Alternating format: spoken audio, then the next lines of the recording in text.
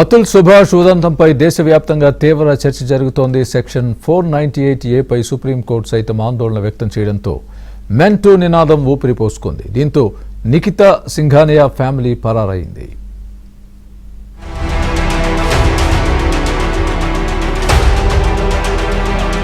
Bengaluru software engineer Atul Subhash ఆత్మహత్య ఉదంతం దేశవ్యాప్తంగా వైరల్ గా మారింది.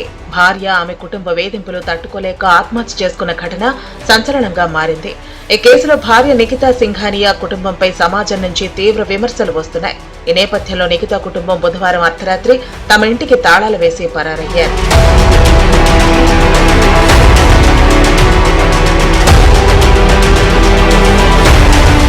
సుభాష్ ఆత్మహత్య కేసులో బెంగళూరు పోలీసులు నిఖితాతో పాటు ఆమె కుటుంబ సభ్యులపై బిఎన్ఎస్ సెక్షన్లు 108 మరియు 3/5 కింద కేసులు నమోదు చేశారు. దీంతో వారు అరెస్టు నుంచి తప్పించుకునేందుకు యూపీ జౌన్పూర్ లోని వారి ఇంటి నుంచి పారిపోయారు. నిఖితా తల్లిదండ్రులు బావమరిది అనురాగ్ సింఘియా పారిపోతున్న వీడియో వైరల్ అయింది. అంతకుముందు మీడియాను ఆ కుటుంబం బెదిరించింది. ये जो बताया जा रहा है कुछ लोगों के द्वारा कि वो 3 बार गया कि 4 बार गया, ये फैक्ट्स चेक करने की बात है।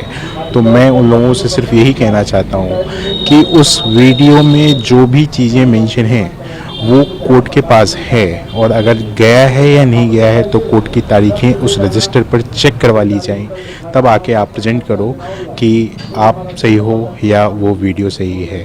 తప్పుడు కేసులో ఇరికించి వేధించారని 24 పేజీల సూసైడ్ లేఖ రాసి గంట పాటు వీడియో రికార్డ్ చేసి తన బాధల్ని వ్యక్తపరిచాడు అతుల్ సుభాష్. ఈ వీడియో అందరితో కంటతడి పెట్టిస్తోంది. ఆయనకు న్యాయం చేయాలని సోషల్ మీడియా వ్యాప్తంగా జస్టిస్ ఫర్ అతుల్ సుభాష్ అంటూ హ్యాష్ట్యాగ్ ట్రెండ్ అవుతోంది. అతని భార్య నిఖితా సింఘానియాను ఉద్యోగం నుంచి తొలగించాలని యాక్సెంచర్ కంపెనీకి వేల సంఖ్యలో రిక్వెస్ట్లు వస్తున్నాయి. मेरा अस्थि विसर्जन तब तक नहीं होना चाहिए जब तक मेरे हरासर्स को पनिशमेंट नहीं मिलता, तो मेरा अस्थि विसर्जन ना हो। अगर इतनी सारी चीजें, एविडेंस और सब कुछ होने के बाद भी अगर कोर्ट ये जज और मेरे बाकी के हरासर्स को पनिशमेंट नहीं देती है और बरी कर देती है, तो मेरा जो अस्थि है वहीं कोर्ट के बाहर किसी गटर में बहा देना चाहिए, ताकि मैं ये जान जाऊं हमेशा हमेशा के लिए मैं ये अपना लेसन सीखता रहूं कि इस देश में क्या वैल्यू है एक लाइफ की।